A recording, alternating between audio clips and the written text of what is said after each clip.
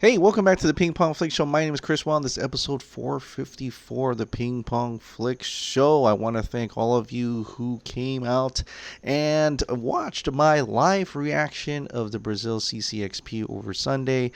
Probably my absolute longest live chat streaming, I think, because that was like over 3 hours. I may have miscalculated because the Warner Brothers panel didn't start until like an hour after I started my show, but it's great to see you guys. Great to have a conversation and talk about, speculate what was going on, and react to what happened. I think Wonder Woman panel was phenomenal. I think every panel should be like that now, like a live stream event, so we can actually all watch it all over the world. And I'm glad I helped people out. I guess I didn't know it wasn't on YouTube or stuff, and a lot of people didn't have access to Twitter apparently. So I'm glad I helped out with that. But it was pretty phenomenal. I had a great time. Very tired, so I didn't do a video that night. But and I'm still debating on whether to do a breakdown of Wonder Woman 1984. I think a lot of people have done a very good job with that. But I do want to point out a few things. But before we get into that, let's go into a few DC updates that has transpired.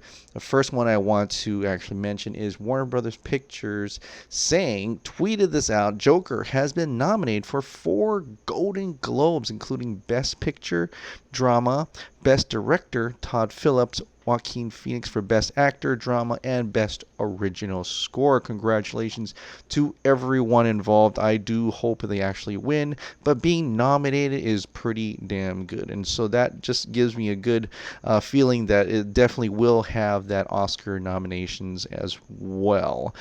So congratulations to the Joker team and good luck with them. One other thing I want to point out is that Todd Phillips has not actually talked to Joaquin Phoenix in terms of an actual sequel yet. And at first I was thinking, well, we don't really need a sequel. It kind of ends on a really good thing. But some people have told me that that Todd Phillips had actually wanted to do a sequel. He had ideas for a sequel. So if that fits his vision, then that's great. But also, he has to kind of convince or talk to Joaquin Phoenix to if he wants to come back for a sequel. So we'll see what happens with that. What type of movie that would be, right? Next one up is Birds of Prey. Now, I thought this was kind of interesting because Fandom had put this out. Fandom, yeah, had put this out, and they had the tagline where it says it's a parallel universe. So a lot of people kind of came in and like, well, what's going on? They don't know what they're doing and things like that. And a lot of great different articles on Birds of Prey as people who went to the set got to talk to Kathy Ann, got to talk to the cast. Essentially, it is a female ensemble with Harley Quinn as the person who kind of brings everybody together. So they can all emancipate together.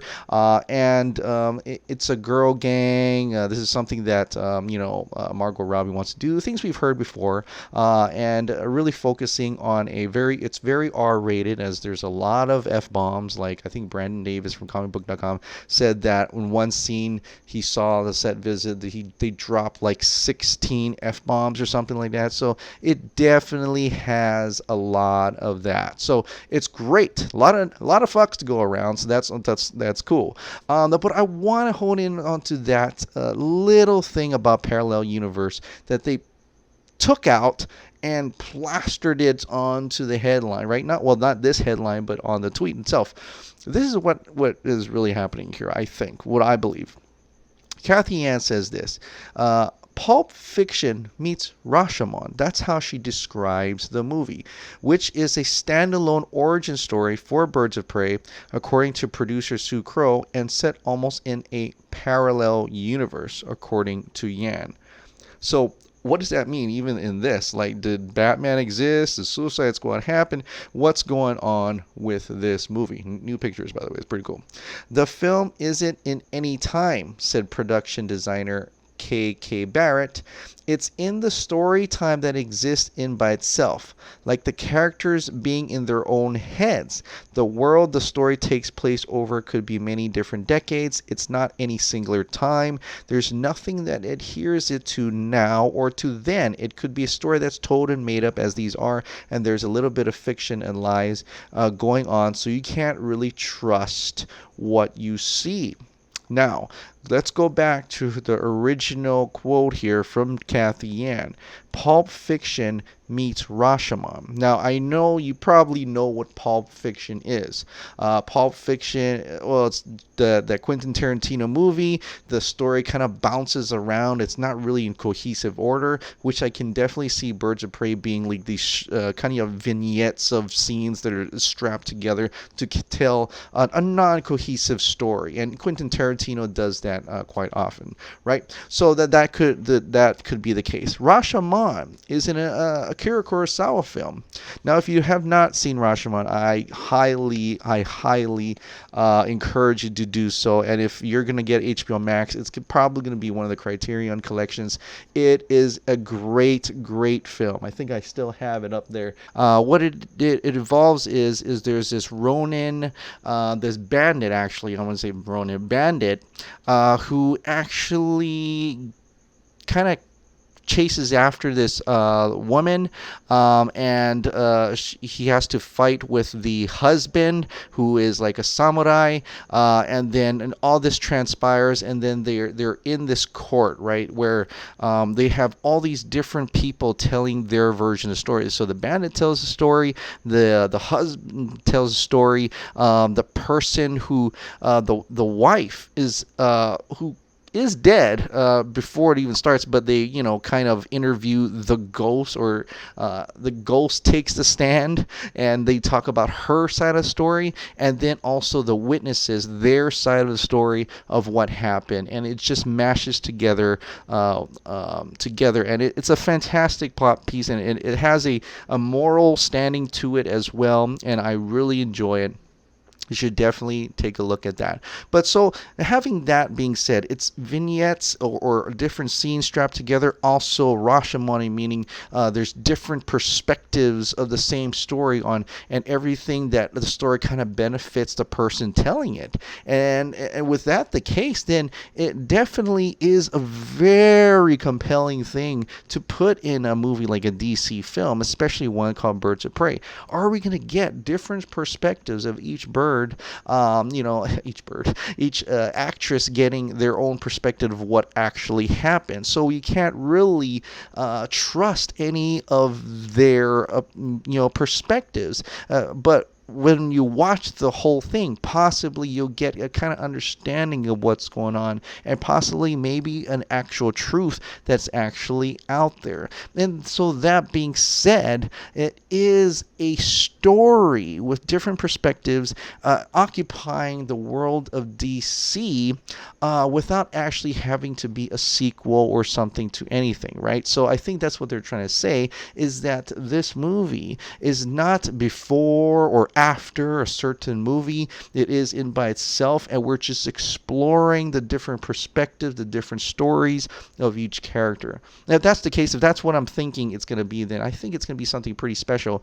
And in this case, I would probably say it's a standalone movie at this point. But if they were to make a sequel to this, it will be a sequel to this, and not like it comes after Suicide Squad or Suicide Squad 2 or whatever. It would just come after this. So I thought that the one line where it says Pulp Fiction meets Rashomon actually makes it much more compelling than anything they've ever said so far. I think to explore that route would make this a little bit more special than what we're kind of just looking at as a small, low-budget action film, right? So I'm really intrigued to see how this would turn out. And next, I kind of want to get into a little Snyder Cut because of what they said here.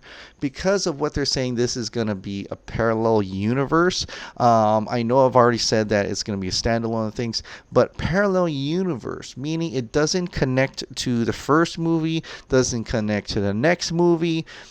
what does that mean? Does that actually mean that there are possibilities for the Snyder Cut to not make a canonical difference to the entire universe, right? And we'll talk a little bit more about Wonder Woman 84 and how that's kind of like the, bits and pieces could be still work within the Snyderverse.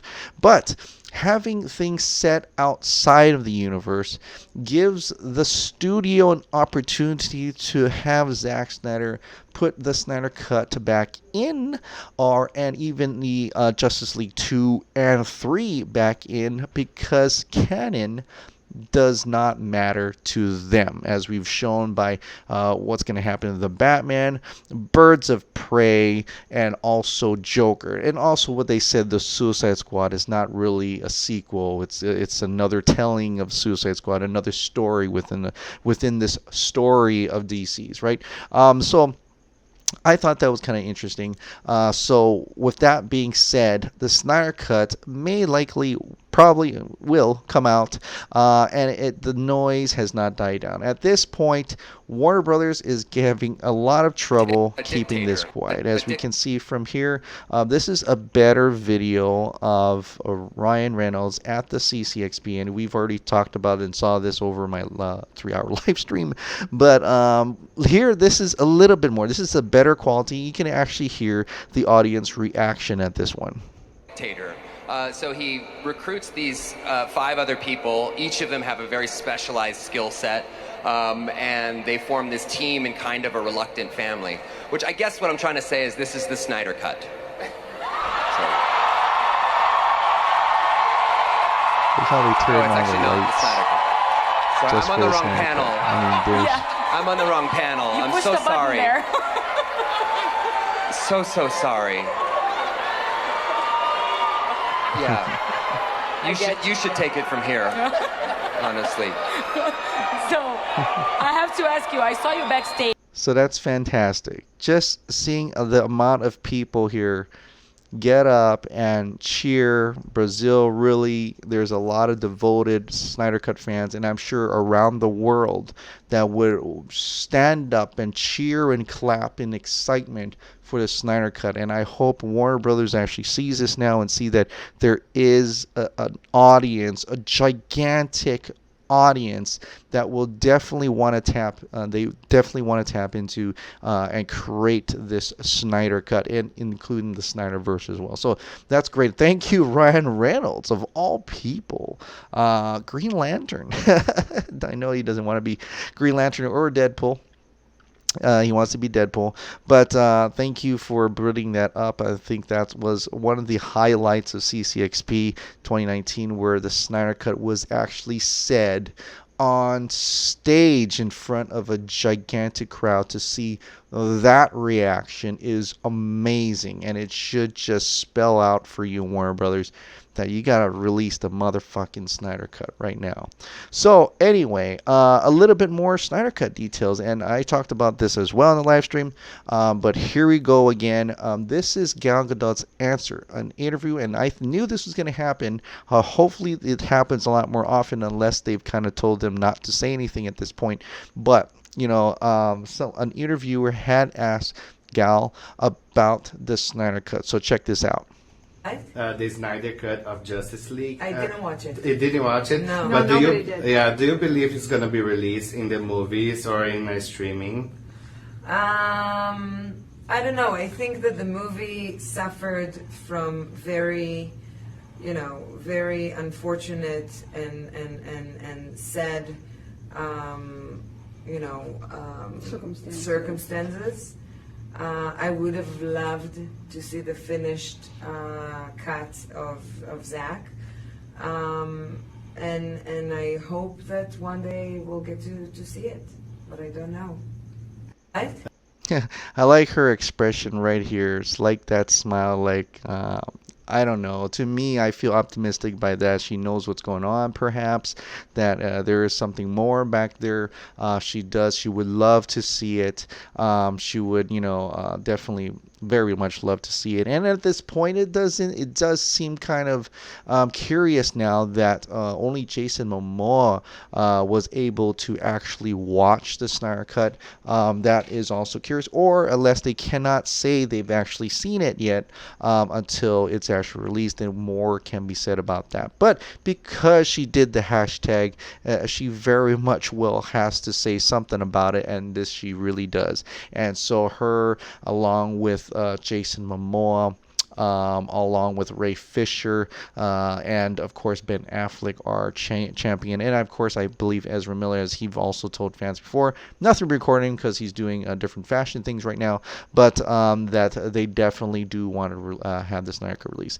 Henry Cavill, on the other hand, has not actually said or supported, but he did say to a fan, we will have to wait and see. We'll have to wait and see about that. So that audio was kind of muddled, but I did mention it on the live chat as well. So that's cool. That's pretty cool. Now, since we're talking about Wonder Woman, Wonder Woman 1984 was a big smashing hit at the CCXP 2019. Probably something very new for Warner Brothers to actually do a live stream Twitter event, which I thought was really cool. The excitement level was there. The music's just fantastic during the stream. The trailer itself was so freaking awesome. I'm constantly bopping my head to the music. It's a new rendition of Blue Monday by New Order, with maybe it has some Hans Zimmer. I don't know. I'm not sure, but it's an epic version of that song, and I constantly watch it just to hear it again and again. And it's a fantastic trailer. I really dig that trailer. The posters are really colorful. I don't dig them too much, but it's quite something, and it's just to show you the 80s vibe to it, which it really does come. So she's in there, her full armor. You do see in the trailer she has the helmet and the wings and everything. So the very comic accurate there. You do see Steve Trevor with his fanny pack, of course. Quite a funny scene at the end where he said, that's trash can. that's a trash can. Okay. Great to see him back as well. Very curious on why and how he's back. We could probably, maybe I'll do a breakdown and trailer after all, but maybe not tonight though. We also see Barbara Minerva, or aka Cheetah.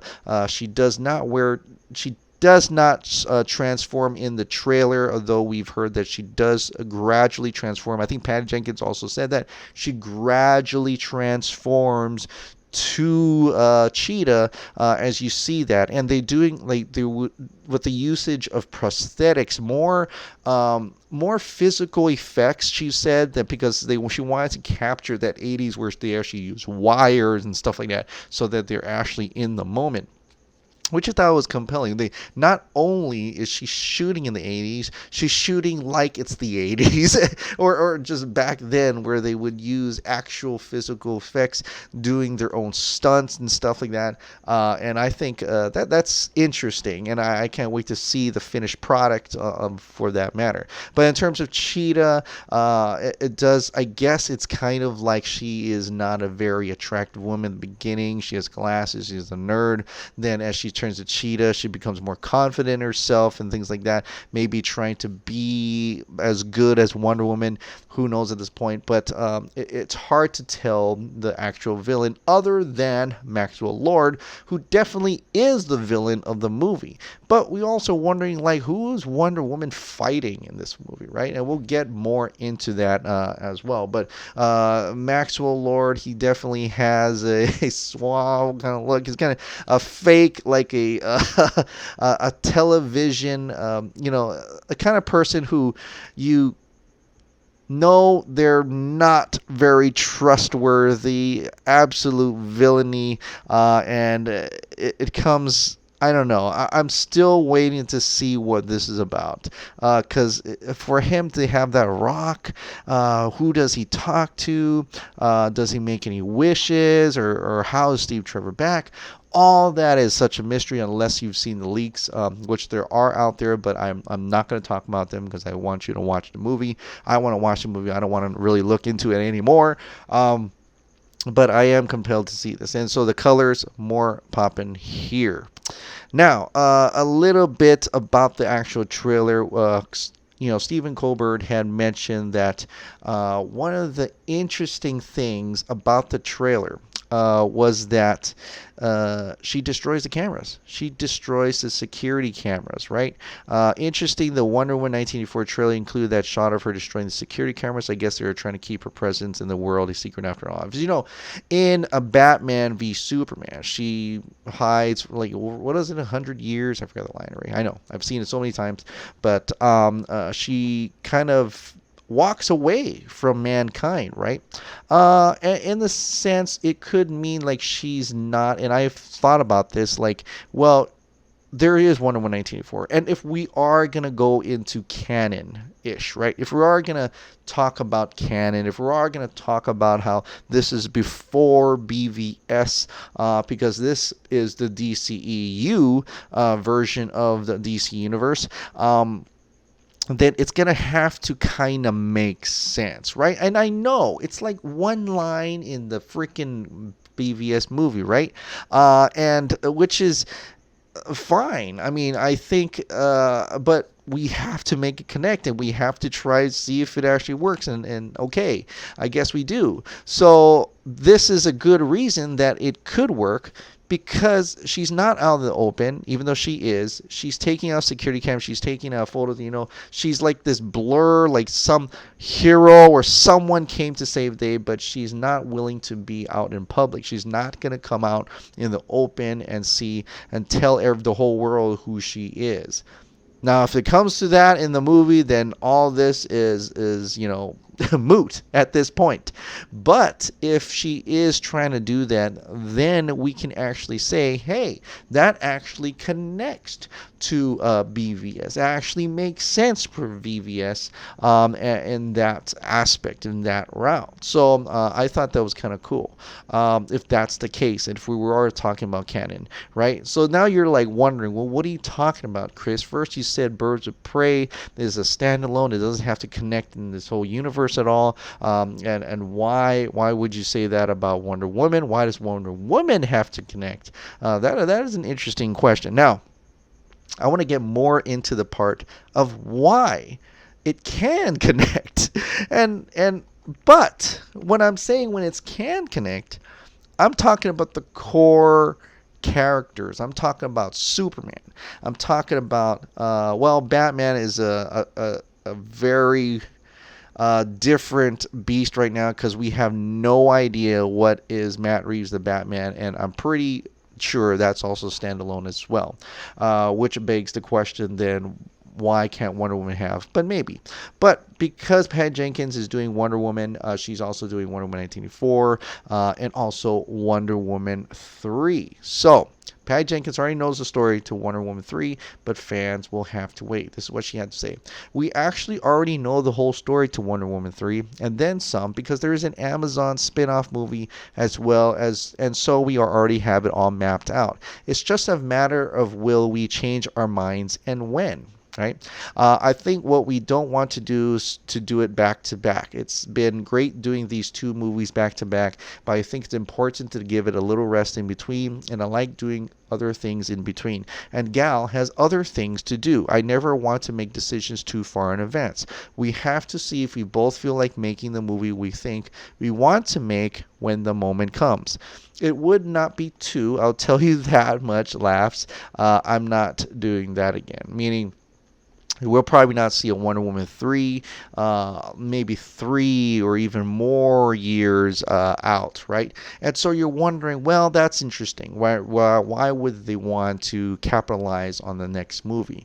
And if you want to kind of pull in, just pull in the whole canon thing and say, hey, all right, well, Aquaman was kind of set up to be like after Justice League. They mentioned Steppenwolf. Aesthetically, it was different. Sure, aesthetically, it was different. But, we gotta have to let the other directors and creators have their own creative input into their characters, but at least keeping a semblance of it being part of the universe, right? And this, I'm talking about what we call the DCEU. That's different from what we've called Zack Snyder's verse. The Snyderverse is his 5-part arc. That's his Snyderverse. What he was doing is that within that 5-part arc, you can branch, other directors can pull and branch out from that, right? And yes, maybe Wonder Woman 1984 was something she was going to do in relation, not really knowing what's going to happen in Justice League 2 and 3. That's why she went backwards. She did a prequel instead. Aquaman, there was a time where they could bring it so that it's in the ocean. You can take that in the ocean and stuff. We haven't seen his own Flash movie yet. We haven't got a Cyborg movie yet. And of course, we don't have a Superman movie yet. So let's talk about it, right? But what does that mean, Chris? What do you mean by that? Okay. So this is a tinfoil. Real tinfoil, and it's just me speculating at best. I talked to a Twitter friend, Kenny, and we were kind of, because he kind of put this in my mind, and I can't, get out from it. So, Zack's original DCU plan, I want to call it the Snyderverse plan, the Snyder plan, right? Was the 5-part Superman arc. We had Man of Steel, we had BVS, we had Justice League 2, and then Justice League 3. Okay. So, we know Aquaman takes place after Justice League 1, and Justice League 2 was supposed to have come out last year. Well, no, this year. Wonder Woman 1984, of course, takes place way before that. So we don't have to think about where Wonder Woman is at, right? We would have had Ben Affleck's Batman, but that's okay. In this case, they're like, we don't know what's going to happen to Batman, so that's why they're putting Matt Reeves the Batman in the 1990s. But because they kind of scrapped that plan, and with the possibly saying, hey, Joker is its own thing, Birds of Prey possibly could be its own kind of standalone thing. Well, why do we need, since it's going to be the 90s, it's going to be young Batman, and Matt Reeves really only wants to do this if Matt Reeves is doing 100% creative, input into that, then let him do his own thing. All right, well, I'm going to have Batman be my own Batman then. Okay, that's fine. Well, that leaves out, well, what are we going to do about the future movies? Shazam connects with Man of Steel, so that is okay. Well, for the most part, we know that Justice League 1 has ending of the shirt rip, where Superman has a shirt rip. He is technically Superman after that, making maybe Man of Steel 2 could still pretty much work as well. Aquaman 2, we don't know where Aquaman ends up after Justice League 2 or 3. That's interesting as well. So what I'm trying to say is that when Patty Jenkins says, we already know the whole story to Wonder Woman 3. She says they're going to do that. They're going to have an Amazon spin-off movie as well. They have it all mapped out. It's just a matter of will we change our minds and when. Now, they don't know because its movies are out. She's not going to do it in 2 years. She's going to do it in 3 years.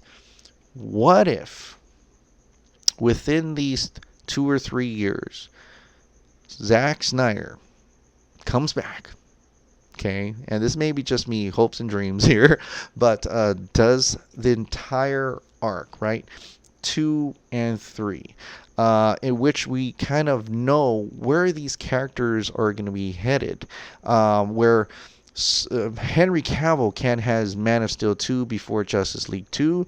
Wonder Woman could be after Justice League 3. Maybe she dies, and then Flash brings her back in, and it's the present day Wonder Woman. Or she could go back in another different prequel, or takes place between another timeline. Who knows? Aquaman also takes place between maybe Justice League 2 and 3. Who knows? Or between Snyder Cut and or Justice League 1 and Justice League 2. At this point, so there's a lot of different ways, what I'm trying to say, for the Snyderverse to fit back in without compromising anybody's plan, because they're only taking bits and pieces of the canon here, right? They're not actually bringing it, they're not actually trying to be like the MCU where it's connecting one from the next movie. You have to watch this movie to know about this movie. Maybe there's like a one line or two line. Maybe that security camera hitting, that kind of connects a little bit to make you remember that, oh, that's why Bruce Wayne didn't know Diana Prince, because she's been hitting cameras. She's been trying to do things in secret, but it makes sense that she still wants to operate, right? But not be in the open. So there's that as well. There's different ways to help the entire DCEU connect back to the Snyderverse, or make Snyderverse make sense. And I think that is a great news, because we don't have to try so hard. We don't have, like, Henry, if you want to make your Superman movie and it takes off from Man of Steel, do that. You can do that. You don't have to mention anything about BVS, right? Because after the Justice League 1, Superman's back. Perry White may be involved, who knows, but it could take just little bits and pieces of, like, canon. Like, it could just mention, like, oh, remember that time you died, or something, like just one line, and it would just make sense already. It doesn't actually have to look like Snyder's film. It doesn't have to be part of the whole timeline. It can exist on its own. Wonder Woman 1984 exists on its own. Aquaman exists on its own. Shazam exists on its own, and with here cues in there, and it's fine. I think that is the best part of the DC universe. The best part of DC films is that they can make different universes, different standalones.